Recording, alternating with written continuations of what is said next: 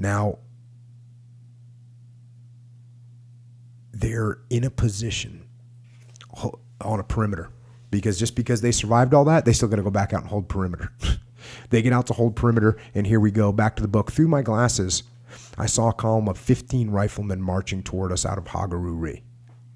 There were 2 files of them moving at a brisk pace alongside both sides of the road. They wore crisp white parkas and swung their arms smartly. Because they were clean-shaven and energetic, we assumed they were fresh replacements flown in from the airstrip. We found out later that these clean and jaunty troops were Royal British Marines who had fought their way into Hagaruri from the south. They, too, had found the MSR blocked, and they had punched through the Chinese forces far superior to them in number. They were the 41st Commando, a unit that roughly compared in size to one of our own rifle companies. Like us, these Marines had suffered heavy casualties. The Royal Marine column halted and spread into ditches along the road near our CP. A freshly groomed young officer strode toward Kelly, Topple, and me. With the young officer was a grizzled sergeant whose proper military bearing could have come straight from the pages of Kipling. The sergeant had a meticulously trimmed broad mustache that would have stirred Gunny Buckley's envy. Like the lieutenant, the sergeant was dazzling clean and squared away.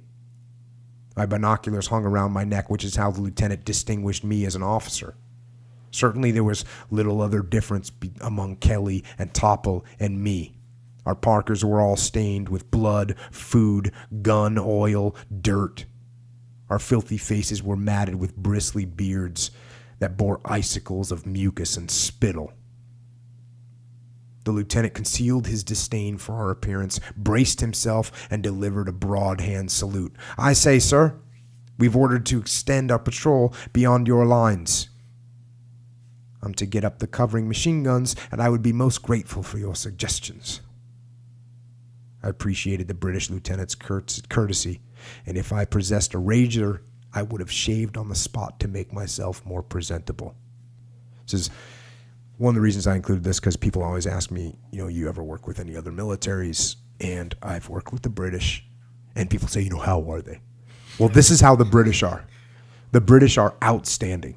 The British are so professional. It's so impressive. They're like impeccable, just the way they're described here. That's the way the British are. That's the way the British military is. They're outstanding.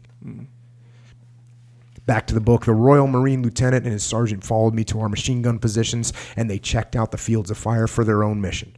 As we walked the line together, we exchanged observations about fighting the Chinese. The British lieutenant knew what he was talking about.